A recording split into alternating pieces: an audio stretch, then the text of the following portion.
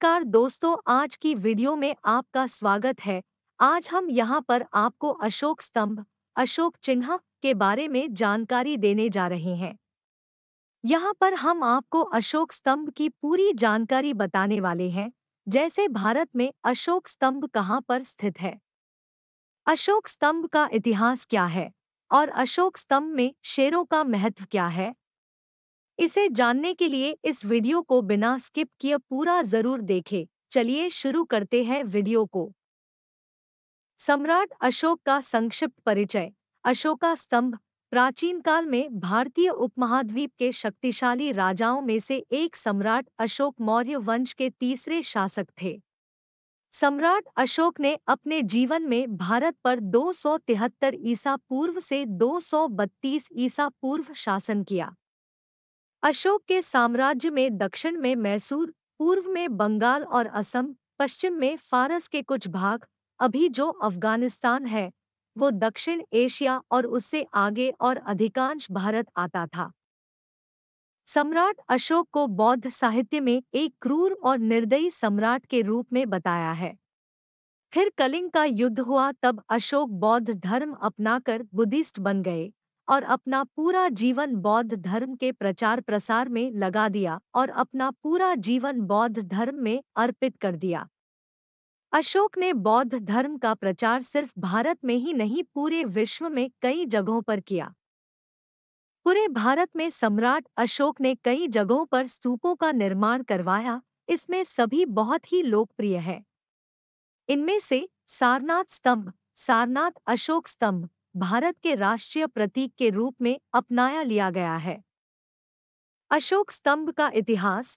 सम्राट अशोक ने बौद्ध धर्म अपनाने के बाद बौद्ध धर्म का बहुत प्रचार किया। भारत में सम्राट अशोक ने कई स्तूप और स्तंभ बनवाए। सम्राट अशोक ने बौद्ध धर्म को भारत के अलावा बाहर के देशों में भी बहुत बढ़ाया और बहुत प्रचार प्रसार किया।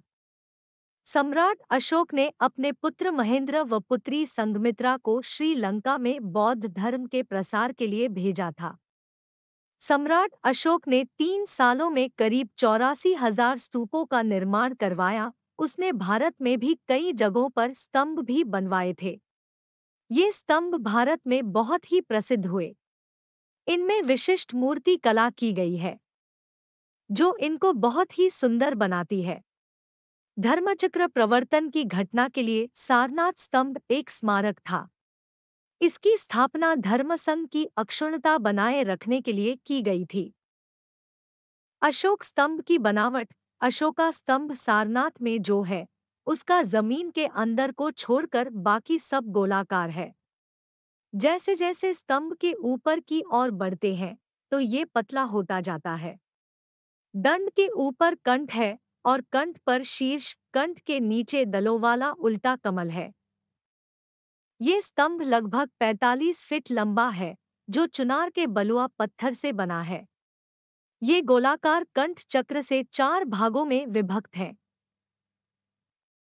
जिनमें क्रमशः हाथी, घोड़ा, सांड और शेर की आकृतियां उभरी हुई है।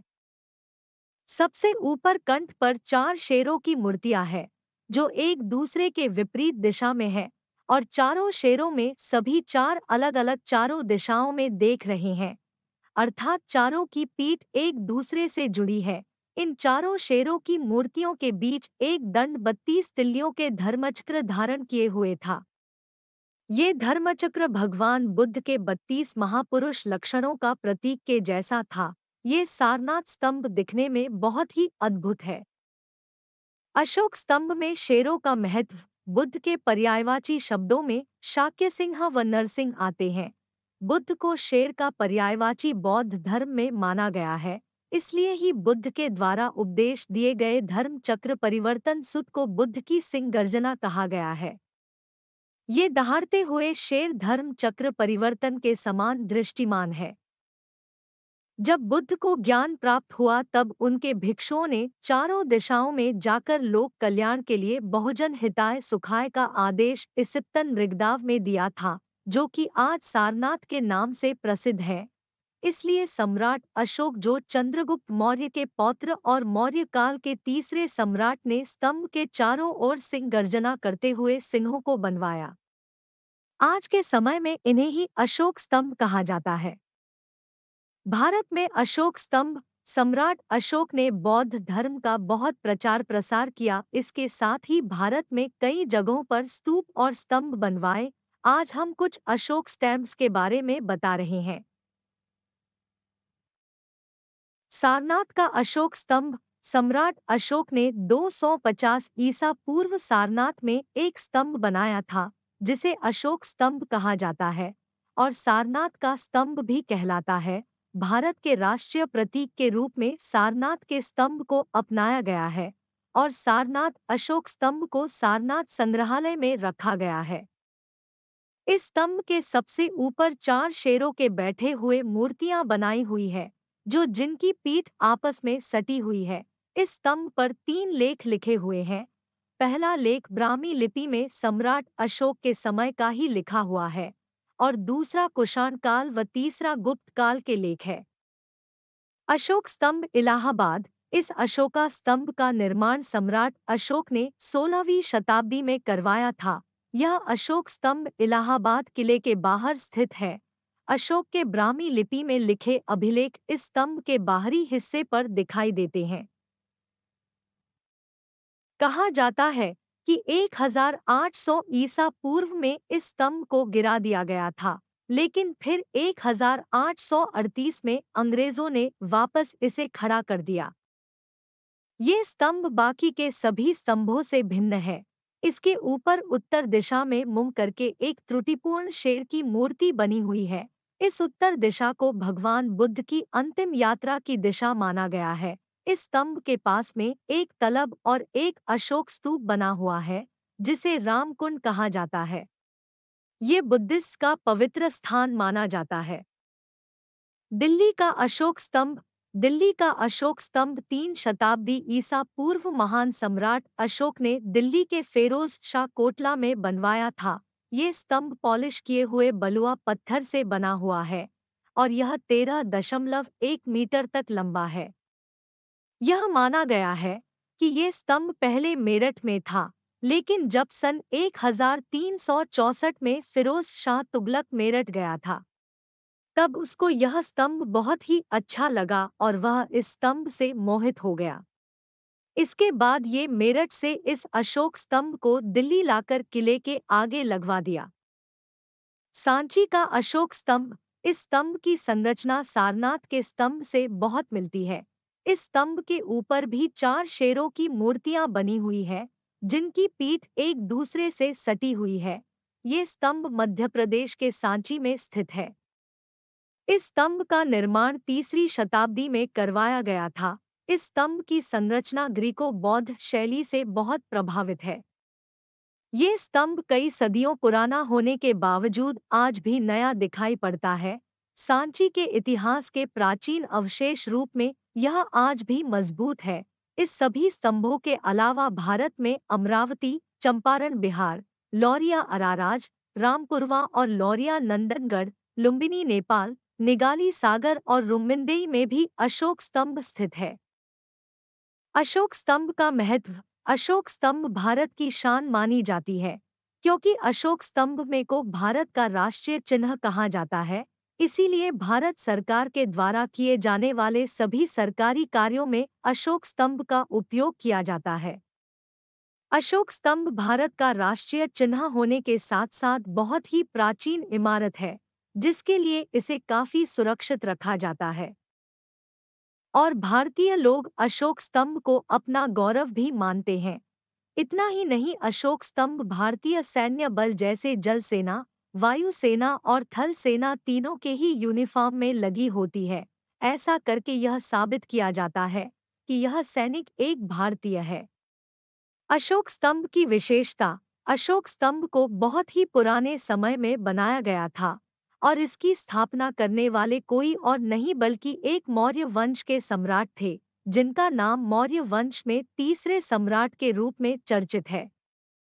अशोक स्तंभ की यही विशेषता है कि इस स्तंभ में की गई कलाकृतियां बहुत ही प्राचीन और बिना किसी आधुनिक गैजेट के बनी हुई है। यह स्तंभ इतना ज्यादा मजबूत है, इसकी नींव हिलाना बहुत ही मुश्किल है। इसका अंदाजा आप सभी लोग इसकी बनावट से पता कर सकते हैं। इसके साथ साथ अशोक स्तंभ को अशोक सम्राट ने पहले से ही इसे अपने राज्य का राष्ट्रीय चिन्ह घोषित कर दिया था और बाद में चलकर इसे पूरे देश का राष्ट्रीय चिन्ह घोषित किया गया। अशोक का जीवन परिचय। सम्राट अशोक का जन्म 304 ईसा पूर्व में पाटलिपुत्र, पटना में हुआ था।